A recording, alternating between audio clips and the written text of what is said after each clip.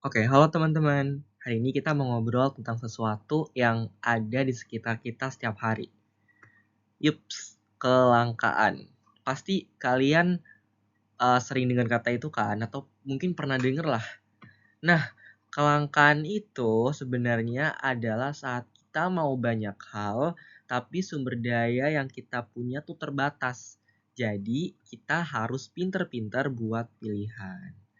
Oke, yuk kita telusuri lebih jauh gimana sih kelangkaan ini tuh mempengaruhi hidup kita.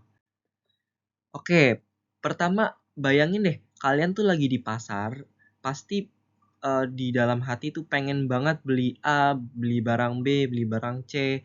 Tapi kalian tuh inget kalau duit yang kalian bawa tuh terbatas. Nah, disinilah kelangkaan itu mulai beraksi.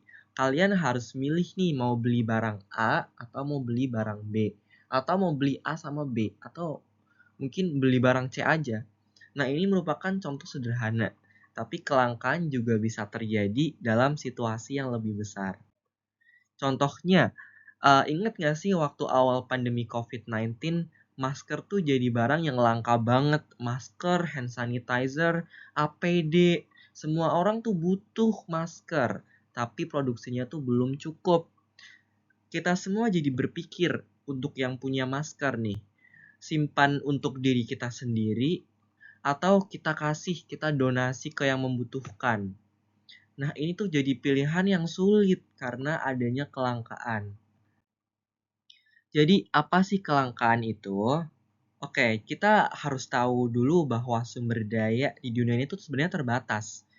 Barang-barang yang diproduksi itu terbatas. Tapi kita juga harus tahu kalau semua barang yang kita inginkan, keinginan kita, kebutuhan kita tuh tidak terbatas gitu. Kita bisa lihat di diagram ini.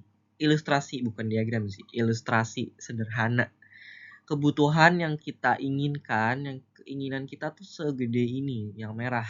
Tetapi faktor produksi yang bisa diproduksi oleh produsen ataupun barang dan jasa yang bisa kita beli sebagai konsumen itu cuma di yang di warna kuning. Nah, jadi karena warna kuning space-nya cuma segini, sedangkan keinginan kebutuhan kita segini yang warna merah, maka kita perlu apa? Kita perlu membuat suatu pilihan. Pilihan barang-barang apa aja sih yang bisa kita masukin di yang warna kuning. Oke.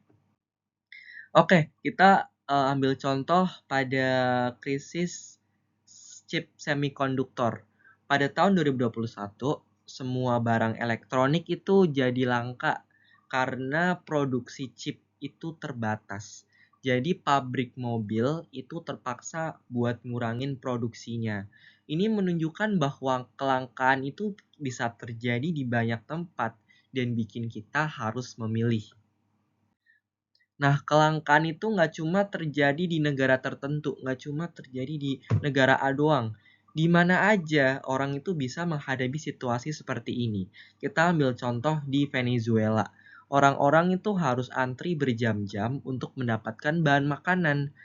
Nah, ini tuh bikin kita sadar betapa pentingnya sumber daya.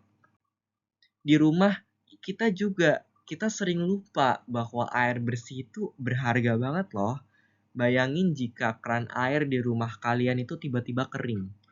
Pasti kalian akan lebih menghargai setiap tetes air kan? Oke, jadi gimana sih perasaan kita ketika kelangkaan itu terjadi? Oke, kita bisa ambil contoh kasus di Cape Town, Amerika Serikat. Warga itu jadi panik dan khawatir karena air bersih yang mereka butuhkan itu hampir habis. Perasaan cemas dan takut ini tuh nyata loh. Orang-orang pada berbaris untuk dapat air. Atau bayangin kalau misal kalian mau pulang kampung, atau mau pergi ke suatu daerah, mau berlibur, tiketnya itu habis karena saking banyaknya orang yang mau, tetapi tiketnya itu terbatas. Frustasi banget kan? Nah, ini tuh menunjukkan bahwa kelangkaan itu bisa bikin kita ngerasa nggak nyaman, baik dalam situasi besar maupun situasi kecil. Nah, setelah kita tahu dampak dari kelangkaan, apa sih yang bisa kita lakuin? Oke, kita ambil contoh nih. di krisis. Jadi pada tahun 70-an itu ada namanya krisis minyak yang bikin banyak negara itu nyari alternatif energi. Contohnya seperti energi matahari. Ya. Ini menunjukkan bahwa kelangkaan itu bisa mendorong inovasi. Sebelumnya belum ada nih adanya pembangkit listrik tenaga surya, tetapi sekarang ada karena adanya kelangkaan. Jadi bisa adanya inovasi baru. Di rumah kita juga bisa. Nah, misal saat stok makanan itu mulai menipis dan kita misal di akhir bulan, di tanggal tua, kita itu bisa jadi lebih berhati-hati. Dengan sisa menu yang ada, kita bisa ngatur menu supaya makanan itu nggak terbuang sia-sia. Nah, ini adalah langkah kecil tapi sangat berarti.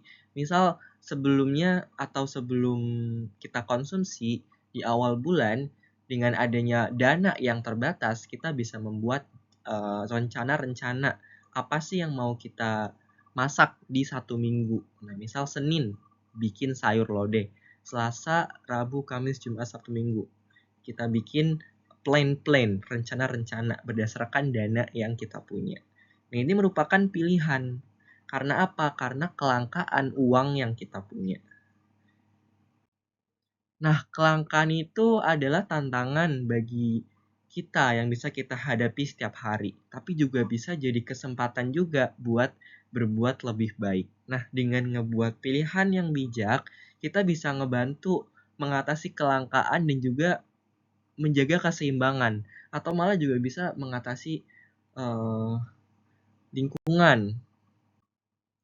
Kita bisa mulai dari hal yang lebih kecil nih, seperti ngebawa tas kain saat belanja, atau bisa juga kita daur ulang sampah. Tahu nggak sih kalau industri plastik itu juga memanfaatkan batu bara sebagai salah satu bahan baku dalam proses pembuatannya. Nah, dengan kita pakai tote bag, itu kita juga bisa mengurangi penggunaan batu bara secara tidak langsung. Oke, itu juga selain kita bisa mengurangi kelangkaan batu bara, kita juga bisa lebih cinta lingkungan. Kita juga bisa mengurangi penggunaan plastik. Nah, jadi intinya setiap tindakan kecil bisa berkontribusi besar dalam mengatasi kelangkaan. Oke, jadi kesimpulannya, ayo kita mulai membuat pilihan yang lebih bijak. Ingat kalau setiap langkah kecil yang kita ambil itu bisa ngebantu menciptakan masa depan yang lebih baik dan seimbang.